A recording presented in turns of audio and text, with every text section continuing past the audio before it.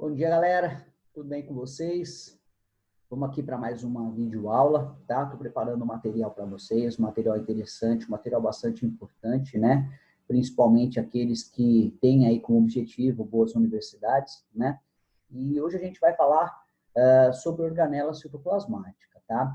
Ah, professor, mas isso aí para mim é moleza. Eu já sei que o ribossomo, ele sintetiza proteína. Legal, muito bom. Mas, para um bom universitário, claro, para quem quer as melhores universidades, só sintetizar o ribossomo é pouco. Então, o professor preparou o material para vocês, tá? Referente aí às funções, as diversas funções que as organelas citoplasmáticas elas vão apresentar, tá?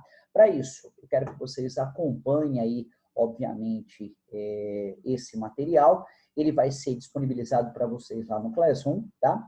E agora eu vou, obviamente, duplicar a minha tela para que vocês possam entender, obviamente, aí o que se refere aí a cada uma dessas estruturas, tá? Para que a gente possa entender, então, aqui estão algumas organelas, né? Algumas estruturas. Ah, professor, mas eu não sabia que o núcleo é uma organela. O núcleo não é uma organela, o núcleo é uma região. Como o citoplasma não é uma organela, é uma região. Como a membrana plasmática é uma estrutura, não é uma organela citoplasmática. Dos quais eu tenho aí a diferenciação da célula animal à célula vegetal.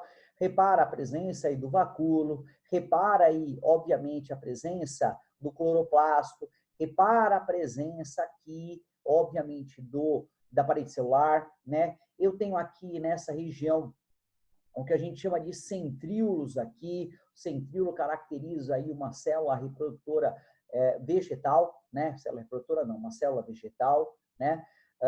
Dentre outras caracterizações. Então, por essa ação, eu fiz uma tabelinha bastante simples em tópicos para que a gente possa trabalhar na data de hoje e, espero eu, ter bastante conhecimento aí mediante esse assunto, tá? Nós vamos falar primeiro, organela de citoesqueleto, tá? Esse cara está lá inserido no citoplasma da célula. É uma estrutura responsável, o próprio nome já diz, sustentar, dar forma e resistência à célula. Vamos entender, citoesqueleto é como se formasse estruturas filamentosas, formam e compõem o esqueleto dessas células propriamente dito, né? Além dessa estrutura, resistência, sustentar, ele auxilia no transporte de organelas dentro do citoplasma. Então, organelas, obviamente, são transportadas por esse citoesqueleto também e também ajuda a movimentação celular por meio dos seus microfilamentos, ou seja, por seus túbulos, por suas estruturas, que são aí como características desse cara, tá? Esse é o citoesqueleto.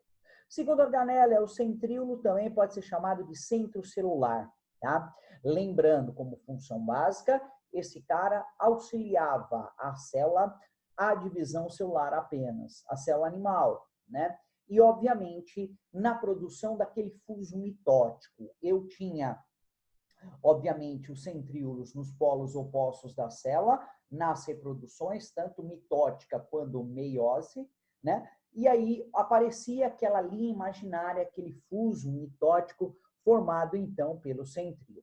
Vamos ver lá o que ele condiz. Consiste de dois filamentos perpendiculares, o que parecia um X quando nós esquematizávamos, né? Formado por um conjunto de microtúbulos, tá? São encontradas em células animais, algas e fungos, não sendo encontrada em células vegetais superiores. Cuidado com isso. Ah, professor, uma briófita tem centríolo? Tem. Por que ela tem centríolo? Porque ela não é um vegetal superior. Superior, gimnosperma e angiosperma são os mais evoluídos, a presença então das células sexuais e por aí afora. Tem uma constituição química formada de água, proteína, um conjunto de aminoácidos até então, carboidratos, que nada mais do que são açúcares, lipídios, que são aí os ácidos graxos, e eu tenho consigo também um material genético, uma característica genética, o DNA e o RNA propriamente dito, tá? Tem como função auxiliar no processo de divisão celular, na formação daquela linha imaginária, o que a gente menciona o fuso mitótico, tá? participa da formação de cílios e flagelos. É aí que começa o intuito da nossa aula. Ah, professor, mas o centríolo é só para reprodução? Não, produção de cílios e flagelos. Uma importante função desses cílios nos seres humanos é o movimento do fluido do muco nasal, poluição, poeira, na verdade ele é filtrado por essa mucosa e o que ele vai ser eliminado, tá? Eu tenho aí nas superfícies de tecidos das vias respiratórias, tenho do nariz, tenho traqueia, tenho nos brônquios, dentre outros. Auxiliar o desenvolvimento do gameta feminino, do ovócito. Se você parar para pensar no sistema reprodutor feminino, nas trompas de Falópio, elas são repletas, obviamente, de cílios, que auxilia, facilita o desenvolvimento desse óvulo, fecundado ou não, por essa estrutura, tá? E juntamente com a mucosa da tuba uterina. Então, essas são as funções desse cara. Auxiliar na reprodução e produção de cílios e flagelos com ações aí pré-determinadas. Beleza? Terceira organela citoplasmática, eu tenho lá os 2 retículos endoplasmáticos. O meu bom aluno, ele consegue dividir, quebrar as palavras em biologia e saber a denominação. Retículo nada mais é um caminho, uma passagem.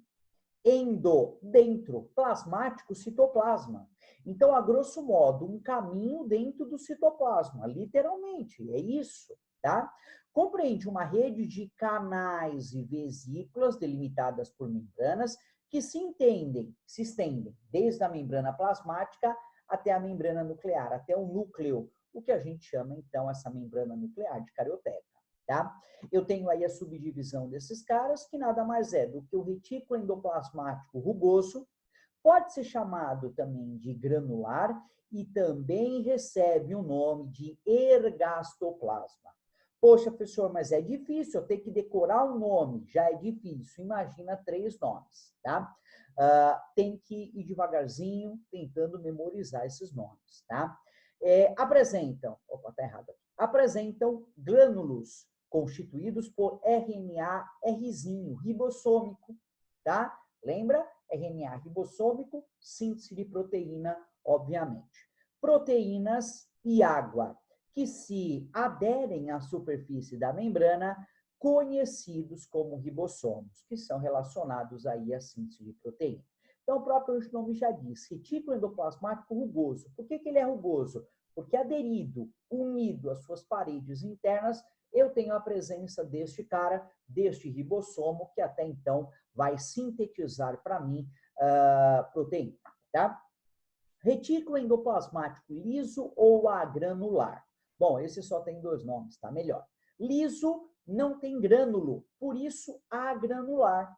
Já falei isso em inúmeras aulas. O prefixo A, biologicamente, caracteriza-se um prefixo de negação, a ausência. Ele não tem ribossomo. Não apresentam ribossomo. Apresentam as seguintes funções. Presta atenção. Síntese de lipídio e de hormônios esteroides. O que são hormônios? Bom, síntese de lipídios é síntese de gordura, tá? Como exemplo, temos o colesterol como gordura. E como hormônios, eu tenho os hormônios masculinos, que é a testosterona. Esse cara que vai dar as características masculinizadas aos homens. Os ombros largos, uma altura maior, uma presença maior de pelos, uma voz mais grossa, dentre outras. Mas também fornece e comprova os hormônios femininos. O estrógeno, que vai dar a caracterização feminina, o aparecimento da glândula mamária, o desenvolvimento, no caso aí da bacia, da cintura, né? Eu tenho aí uma diminuição de pelos, uma voz mais fina, uma estatura um pouco menor, tá? E a progesterona, tá? A progesterona nada mais é do que um hormônio, obviamente, desenvolvido no período da gestação. Inclusive, esse hormônio que é detectado nos testes de farmácia ou no teste de sangue, né? No exame de sangue, para detectar a presença aí dessa gravidez ou não, tá? Ações de desintoxicação. Outra função importante é a metabolização de substâncias nocivas, como, por exemplo, no fígado, a degradação das moléculas de álcool, de medicamentos e de outras substâncias. Então, entra todo o processo, o que a gente chama de desintoxicação. E, claro, o armazenamento de substâncias. Na verdade, eles apresentam como se fossem regiões delimitadas, vacúolos, e nessa estrutura, originada pelo retículo endoplasmático liso, eu tenho a função de armazenar substâncias nos vegetais, tá? E, claro, aumentar também consideravelmente a superfície de contato da célula com o exterior. Ou seja, ele auxilia, facilitando a entrada e a saída de substâncias na membrana plasmática, o que nós temos aí como propriedade, o que a gente chama de permeabilidade seletiva. Eu sou permeável, eu me permito a permeabilidade. Daquilo que a célula necessita, ocorre a entrada, e aquilo que a célula não necessita, o que a gente chama de excretas, ela será eliminada. Perfeito? Esse é o meu retículo endoplasmático. Lembra que o retículo endoplasmático rugoso, funções mais simples, a produção de proteína. No caso do retículo endoplasmático liso, tem a síntese de gordura, formação de hormônios, a ação de desintoxicação, armazenamento de substâncias e ainda a maior permeabilidade seletiva da membrana plasmática. Beleza? Se liga aí, hein? Bom, ribossomo, o próprio nome já diz, ações nós já conhecemos, vai sintetizar proteína. Proteína nada mais é, já estudado por nós, que é um conjunto de aminoácidos. Quando eu ligo aminoácido com aminoácido, numa ligação que a gente chama de peptídica, eu tenho lá a liberação de uma molécula de água. Então, a cada duas moléculas unidas de aminoácidos, na formação da proteína, eu tenho a eliminação de uma água. Lembrando, eu tenho sempre uma amina inicial, um ácido carboxílico final e a liberação de uma molécula de água. Fechou? Vamos ver o que traz aí esse texto de ribossomos para nós. São organelas celulares encontradas em células procarióticas e eucarióticas. Muito importante isso. Vimos, material da semana passada, as células bacteriana, animal e vegetal. E você pode perceber que a única organela citoplasmática encontrada em organismo procarionte, no caso do reino Monera, no caso das bactérias, era o ribossomo, tá? Tem como função a síntese, produzir, sintetizar, fabricar proteína, síntese proteica, tá? E ao nível de ribossomos, dos aminoácidos, são encadeados para constituir uma proteína, quando eles se grudam e associam um tipo de outro ácido nucleico, o DNA, o RNA mensageiro. Então, eu tenho a produção aqui também desse RNA mensageiro. Bom, em células procariotas, os ribossomos são encontrados dispersos no citoplasma, mesmo porque não tem retículo endoplasmático. Já em células eucarióticas, animal e vegetal, também podem ser encontrados dispersas no citoplasma ou no retículo endoplasmático rugoso. E ainda podem ser encontradas no interior da mitocôndria e dos cloroplastos. Professor, parou! Eu tenho a mitocôndria, eu tenho ribossomo dentro da mitocôndria? Tem, você tem lá. E eu tenho também ribossomo dentro, inserido no cloroplasto. Então, eu posso ter aí o ribossomo em 4 locais, dispersos no citoplasma. Eu tenho ele no retículo endoplasmático rugoso, granular. Eu tenho ele dentro de mitocôndrias e eu tenho ele no interior de cloroplasto. Beleza? São constituídos por estruturas em forma globular de tamanhos diferentes. Na verdade, uma estrutura esférica, globular, alongada, né? Essa estrutura também contém basicamente proteínas, tem o ácido ribonucleico, que nada mais é do que o RNA. Esse RNA ribossômico, que nós vimos lá na frente, ainda dos ribossomos, o mensageiro também. Fechou? Complexo de Golgi, também conhecido como complexo golgiense ou aparelho de Golgi. 3 nomes para a mesma situação. Aparelho de Golgi, Complexo de Golgi, complexo golgiense. Pois bem, é constituído por um conjunto de sacos membranosos, sacúlulos, é assim que fala. Bom, sacúlulo vem de sacola. O que eu faço com uma sacola? Sacola serve para armazenar, para conter, para transportar substâncias. Esses sacúlulos são achatados e empilhados. Tanto que quando a gente desenhava essa estrutura, parecia aí sacolas achatadas, uma em cima da outra, dando essa impressão aí de sacos membranosos, tá? Em células de animais, localizam-se próximo ao núcleo e ao retículo endoplasmático rugoso. Nos animais, próximos ao núcleo e ao retículo endoplasmático rugoso. Já nas células vegetais, encontram-se espalhados no hialoplasma. Hialoplasma nada mais é do que o líquido, aquele líquido pastoso, opaco, que está inserido no interior do meu citoplasma, tá? Nunca apresentam lisossomos. O que são lisossomos? São aí células do sistema digestório, tá? Sua função está na capacidade de armazenar substâncias. Óbvio, se são sacúlulos, são sacolas achatadas, só pode ser para armazenar. Armazenam proteínas, armazenam secreções ciliares, sintetizam açúcares, constituem a parede celular e produzem o acrossomo no espermatozoide. Rapaz, quanta coisa esse cara faz. Bora lá. Armazena proteína, secreções celular. Produzem, sintetizam polissacarídeos. O que são polissacarídeos? São açúcares. Sintetizam açúcares, participam da produção da parede celular, a estrutura em volta rígida, consistente, que vai permitir, obviamente, a proteção dessa célula, a estruturação dessa célula, e ainda produzem o acrossomo do espermatozoide. Quando o espermatozoide chega no óvulo e o óvulo escolhe aquele cromossomo, obviamente, espermatozoide, ele libera essa secreção chamada acrossomo. Essa região, ele abre uma parte, vamos dizer assim, promove uma abertura desse óvulo, ele perde a cauda, entra apenas a cápsula e essa estrutura do óvulo, essa parede do óvulo, ela é recomposta.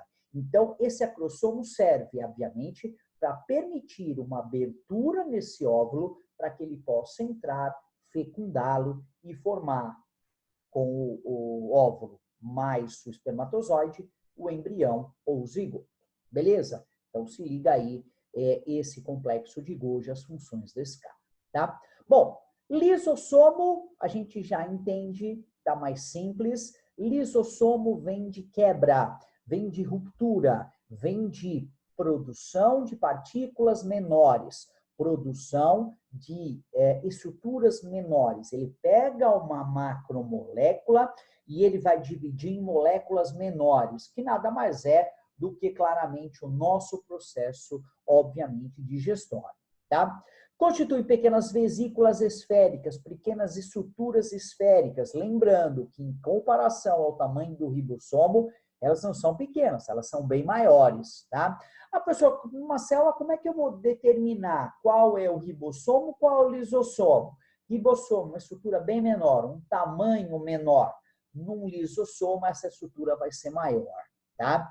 Constituída de uma membrana que envolve enzimas hidrolíticas. O que são hidrolíticas? São proteínas que, na presença da água, quebram, clivam, destroem moléculas em moléculas menores. Essas partículas, elas participam da digestão, digerindo os mais tipos diferentes de macromoléculas, como, por exemplo, proteínas, ácidos nucleicos, lipídios, vitaminas, sais minerais, dentre outros. Ou seja, o papel delas é quebrar, clivagem, vai quebrar as macromoléculas em moléculas para que elas possam passar pelo processo digestório, obviamente, ser absorvida, tá?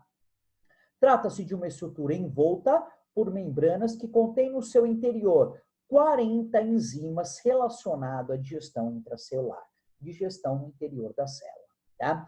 Os lisossomos, salvo raras exceções, tal como as hemácias dos mamíferos, aparecem em todas as células animais. Já em vegetais, existem os vacúolos com hidrolase, que possuem a mesma função dos lisossomos, que não são encontradas nos vegetais. Ou seja, não é só, obviamente, o centríolo. E lisossomo também não existe. Por que que não existe? Porque no lugar do lisossomo, eu tenho, então, uma vesícula que vai armazenar a enzima digestória e vai fazer a mesma função, obviamente, dos lisossomos nas células vegetais. Tá? São divididos em dois tipos, os lisossomos primários, vesículas recém-formadas, que não participam do processo digestivo. Ela está em maturação, ela está se desenvolvendo.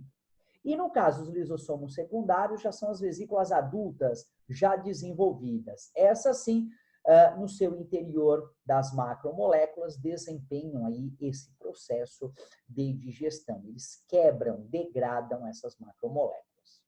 As partículas alimentares que penetram por fagocitose. O que é fagocitose mesmo? Partículas sólidas, quando eles entram pela membrana plasmática por fagocitose, ou por pinocitose, que são as partículas líquidas, são envolvidas por vários sacúrulos alimentares e, em seguida, um grupo de lisossomos secundários, claro, que já estão desenvolvidos, que já desempenham o seu papel, se fundem a esse vacúolo, formando o que chamamos de vacúolo digestivo, onde ocorre a ação das enzimas hidrolíticas que vai ocorrer a digestão. Entrou por fagocitose uma partícula sólida, entrou por pinocitose uma partícula líquida, esses lisossomos juntam-se, formam uma vesícula grande, denominado então de vesícula digestória, e aí sim, no interior delas, ocorre o processo, ocorre a ação das enzimas hidrolíticas, que nada mais é do que a quebra dessas estruturas, dessas macromoléculas, o que vai ocorrer a sua digestão. Tá? Os resíduos atravessam a membrana dos vacúolos e se espalham no hialoplasma, ou seja, são liberados no hialoplasma. Apesar de estarem presentes em todos os tipos celulares, são encontrados em maior quantidade naqueles que realizam fagocitose, como algumas células de defesa de organismos, como os leucócitos. Então, o que o leucócito faz? O leucócito persegue o agente patogênico, libera o seu suco digestório e ele vai digerir, ele vai fagocitar, ele vai se alimentar, obviamente, desse agente patogênico, obviamente, o eliminando. Perfeito? Essas são as ações do que a gente menciona, então, dos lisossomos. Perfeito. No caso das mitocôndrias, professora, a mitocôndria ela realiza a respiração celular. Também. Meu aluno ele esquece que também essa mitocôndria realiza o que a gente chama e o que a gente denomina de, obviamente, síntese de proteína, síntese de energia. Essa energia para nós, seres humanos, chamados de ATP, ou adenosina trifosfato, ou também pode chamar de trifosfato de adenosina. Essa energia em forma de ATP que a nossa célula usa para o nosso metabolismo, para a sua manutenção. Tá? Vamos ver o que esse resuminho traz para a gente. Encontrado em quase todas as células eucarióticas, claro, célula procarionte só tem ribossomo, não tem mitocôndria, incluindo animais, plantas, fungos e a maioria dos protistas, ou seja, ele só não falou bactéria, porque bactéria não é eucarionte, é procarionte. São corpúsculos esféricos, ou em forma de bastonete, que aparecem imersos no interior do citoplasma, segundo o tipo da célula. Apresentam delimitadas por duas unidades de membranas, a externa e a interna, lembrando que a membrana interna ela é permeável, entra tanto solvente quanto soluto, e a membrana interna ela é semipermeável, entrando apenas o solvente.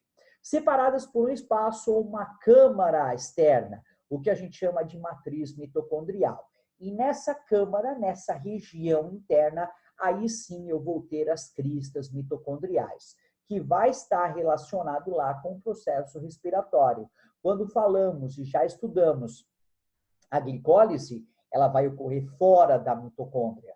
Quando falamos do ciclo de Krebs, ele vai ocorrer na matriz mitocondrial. E quando falamos nas cadeias respiratórias, ele vai ocorrer exatamente nas cristas mitocondriais.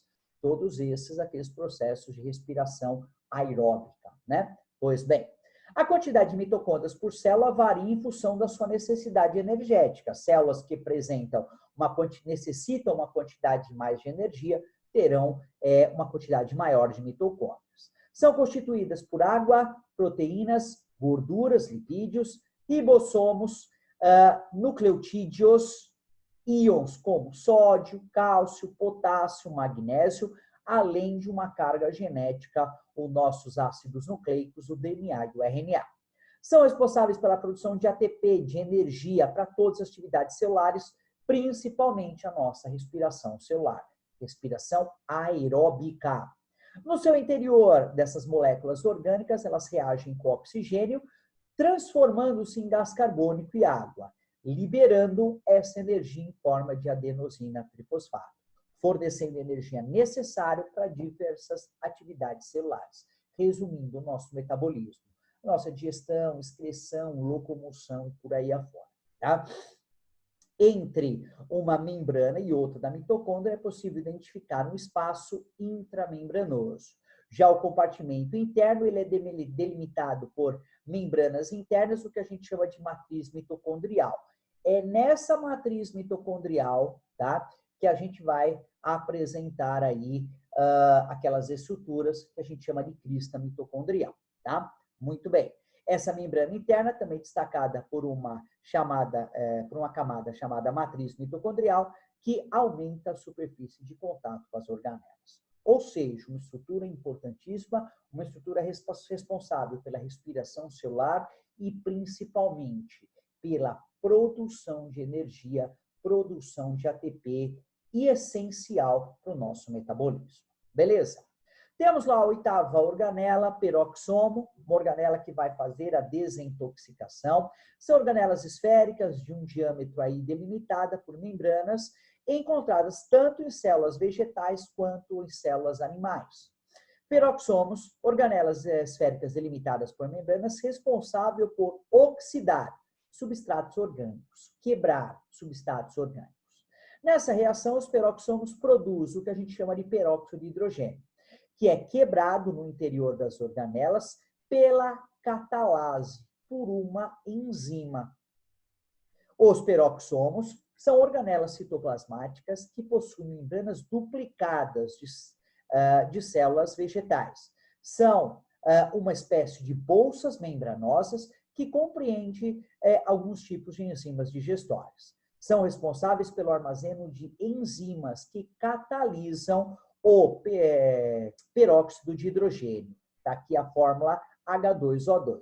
Uma fonte de radicais livres, sendo uma substância tóxica para as células. Ou seja, ele vai oxidar, ele vai eliminar esse peróxido de hidrogênio, que em grande concentração é tóxica no interior das células. As enzimas nomeadas por catalase sofrem a reação do peróxido de hidrogênio e produz água e oxigênio. Eles catalisam, oxidam essa substância, liberando, então, água e oxigênio. Existem em abundância tanto no fígado quanto nos rins dos mamíferos e ocupa aproximadamente 2% das células hepáticas, desintoxicando organismos e oxidando substâncias absorvidas pelo sangue, substâncias tóxicas. Então, elas são oxidadas, elas são quebradas. Nos vegetais, as organelas citoplasmáticas auxiliam na germinação e convertem gordura que ficam armazenados nas sementes em açúcar. Ou seja, ocorre essa transformação aí de gordura em açúcar. Essa é a função do peroxômo, tá? Ou suco celular, tá? São substâncias são estruturas que vão armazenar substâncias. Professora, eu lembro lá da célula vegetal, o vacúolo que armazenava água. Não só, eu tenho 3 tipos de vacúolo. São envoltos por membranas e possuem no seu interior um líquido chamado de suco celular. por isso vacúolo ou suco celular. Existem basicamente 3 tipos. Primeiro dele, vacúolos contrácteis ou pulsáteis. Lembra, por exemplo, organismos que estão inseridos, por exemplo, em água potável, água dulcícola, tá? Que não é água salgada. Vamos entender que esse organismo ele apresenta no seu interior uma quantidade de estrutura, uma quantidade de soluções muito maior do que externamente, o que o processo osmótico tende por diluir. E esse organismo, querendo ou não, ocorre a entrada de água pela sua membrana plasmática.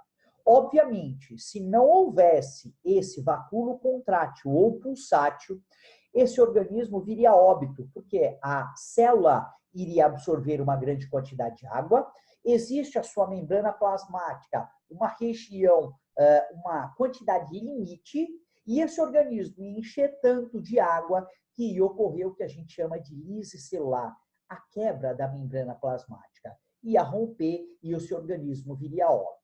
Para resolver esse problema, para eliminar essa água que entra de forma indesejada pela pressão osmótica, esse vacúolo contrátil elimina, manda embora, obviamente, essa água que entrou pela pressão osmótica, na verdade, uma água indesejada. Então, esse é o primeiro tipo de vacúolo chamado contrátil ou pulsátil. Vacúolo do suco celular. Esse sim está relacionado ao armazenamento de grande quantidade de água, principalmente nas células vegetais. A gente sabe também que por pressão osmótica, dentro desse vacúolo do suco celular, dentro das células vegetais, desse vacúolo, eu tenho uma grande concentração de soluto, o que torna esse organismo mais concentrado. Pois bem, também por pressão osmótica, o que vai acontecer?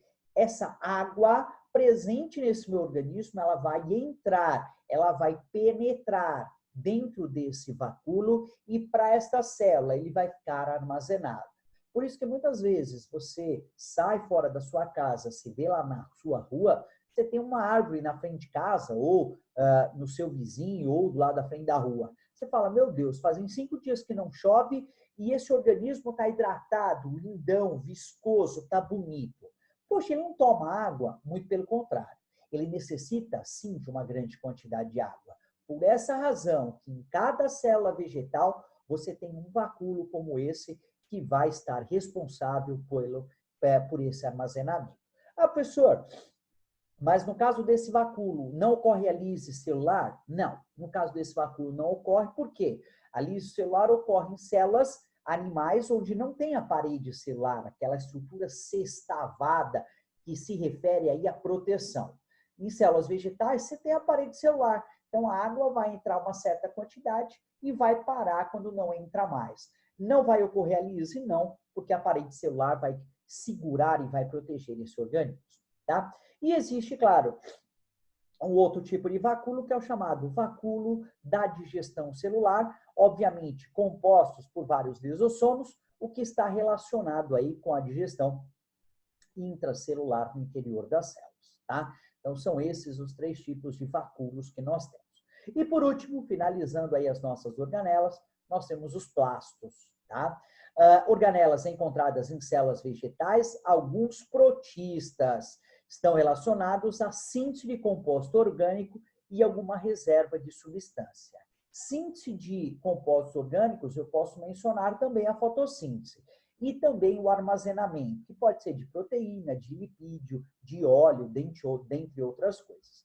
Tanto que esses plastos são divididos em 2 tipos. Os cromo, vem de cor, são os plastos que lhe conferem cor. Por exemplo, o cloroplasto é um tipo de plasto que vai ser um cromoplasto. Por quê? Porque ele apresenta um pigmento verde. Xantoplasto aparece menos, está presente nas flores, que corresponde ao pigmento amarelo. Eritroplasto, também em menor quantidade, presente nas flores, uma coloração avermelhada. Então, todos os plastos que têm cor são chamados cromoplastos. Exemplo, o cloroplasto, pigmento verde. Xantoplasto, pigmento amarelo. eritroplasto, pigmento vermelho. E os plastos que armazenam substâncias são classificados de outra forma, chamados de leucoplastos. São desprovidos de pigmento, não têm coloração e estão, obviamente, responsáveis pelo processo de reserva. O que, pelo nome, a gente já sabe o que esse plasto armazena. Amiloplasto armazena o quê? O amido. Proteoplasto armazena proteína. Oleoplasto armazena lipídio, gordura, dentre outros. Então, eu posso classificar esses plastos em dois tipos bem distintos. Cromo apresentam coloração, clorofila, por exemplo, dentre outros, e os plastos que não têm coloração, mas são responsáveis pelo armazenamento de substâncias. Fechou, galera? Essas são as organelas, essas são as funções descritas desse cara. Fiz aí um resuminho para vocês. Espero que isso torne mais fácil o seu entendimento. Agora eu vou pedir para que vocês deem uma analisada nessa parte teórica, leia de novo com atenção, reveja a minha videoaula, que será disponibilizada no nosso YouTube da nossa escola e lá no Classroom, para que vocês possam ter acesso a ela e sanar aí as possíveis dúvidas. Mesmo assim, fazendo análise da parte teórica e revendo, obviamente, a videoaula, surgir ainda as dúvidas, eu encontro em total disponibilidade para que a gente possa já minimizar isso aí. Perfeito? Galera, muito obrigado. Um bom estudo para vocês. Espero que eu tenha ajudado aí de qualquer forma. Perfeito? Muito obrigado. Tchau, tchau. Até a nossa próxima aula. Beijão.